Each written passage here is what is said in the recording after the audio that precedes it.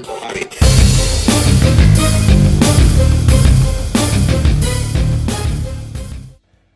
guys, it's Jonathan with JWalt Photography, and today I'm going to be showing you how to add a fake sky effect like the one you see on the screen. Now this is really nice if your skies are just bland or if they are blown out because you want the exposure on everything else. So as you can see, the sky in this is actually fake. There was nothing there. But with everything that I did on that, I was able to add a little bit of texture and give that little bit of warmth in the sky. So I'm going to, let's see. Yeah, I'm just going to delete this. I'm going to do a whole new sky for you guys.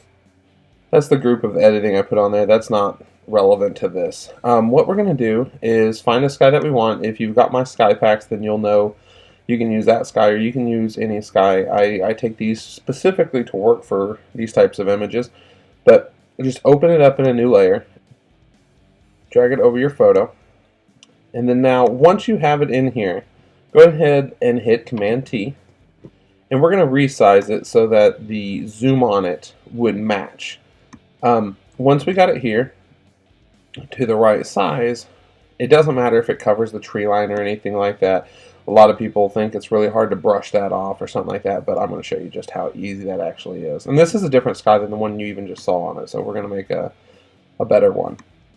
So, and just line it up so that it covers all of your sky. So if I was to turn this layer off, you can see, or even just bring down the opacity so you can see the line on this is well below the line of this. And the reason I'm doing this one is because there's a lot of photographers out there that think if there's something obstructing the sky that you're going to have to go through here and brush off all these little things. So I'm going to show you how false that is. Okay, so we got our sky. It's not going to be this dark. I always underexpose these so whenever we mess with opacity you still have colors left in them. If you shoot them at the right exposure, whenever you lower the opacity you lose most of the texture. So there's a little hint on that. So I'm going to take that off now, and I'm going to go down to the copied layer. You can do a copy layer just by hitting Command-J. It's pretty simple. So now we've got this, and I'm going to go up to Select, and I'm going to go to Color Range.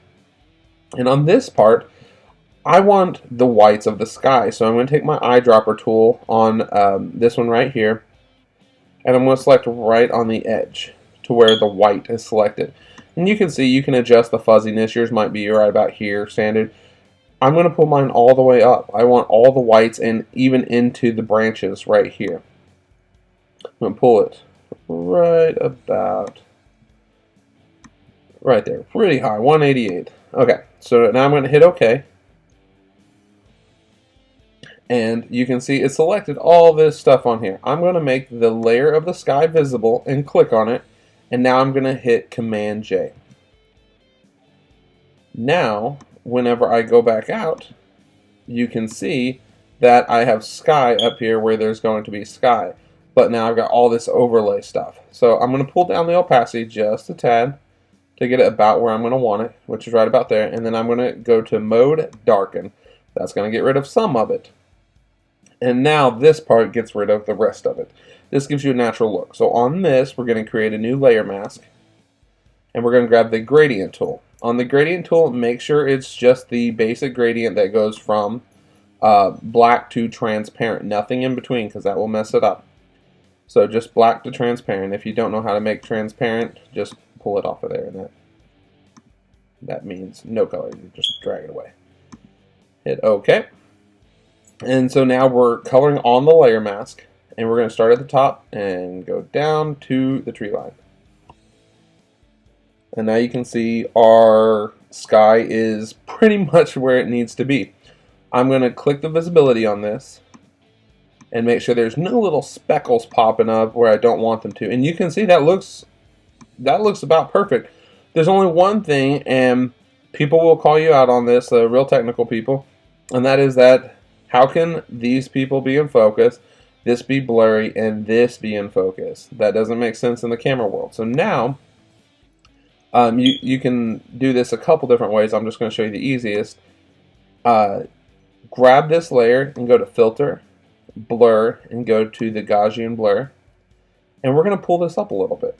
So this is what it looks like over here. I don't pay too much attention on this here because you really can't see it because we got the opacity so low. But look up in the sky and you can see as you start pulling this radius over, it starts blurring more and more and more. Now we want this blur to match these trees because these trees are at infinity just like the sky is at infinity. Everything, this was shot at like 4 or something like that, f4. So everything past right about here should have a pretty consistent blur. So I'm just going to keep pulling it over, and you can see that is too much. Unless you want like a wispy sky and get rid of the texture. But I'm going to pull it back because I want some texture. And right about there.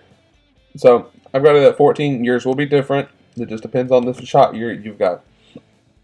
So you've got it there. I do shoot them all in focus, however, so if you want a shot in focus, you have it.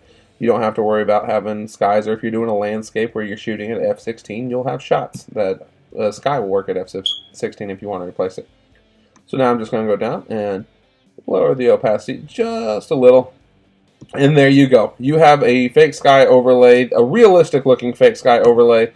Go from something like this to something like this in just a few steps, and that looks totally believable. I've shot these and I've done overlays like this where I just want to focus on getting everything here nice, and there's just no texture in the sky. It's white. On this one, the sky was gray this day, so if there was stuff here, because I did expose for this, it would have been in the sky, but it just wasn't. So that's how you can do it. On my sky pack, there are about 16 different skies in there that you can use. All of these will work for different skies and stuff like that. You just want to find the one that matches the color best. So you can see on this one, if I turn all the way up, the fall feel to that matches the skies. And again, you can see because I've lowered the opacity and I've got the blend tool on there, I really don't have to do too much around these leaves, because even though I have that on there, because I selected the color range around it, it still looks 100% believable. So there you go. Thanks so much for watching, and you can check out these sky packs on jwaltphotography.com/store. They are available in there, and you can purchase them and use them on your own. They are 100% license free. After that, once you purchase them, you own them. Use them however you want to. Thanks so much for watching. Have a good one.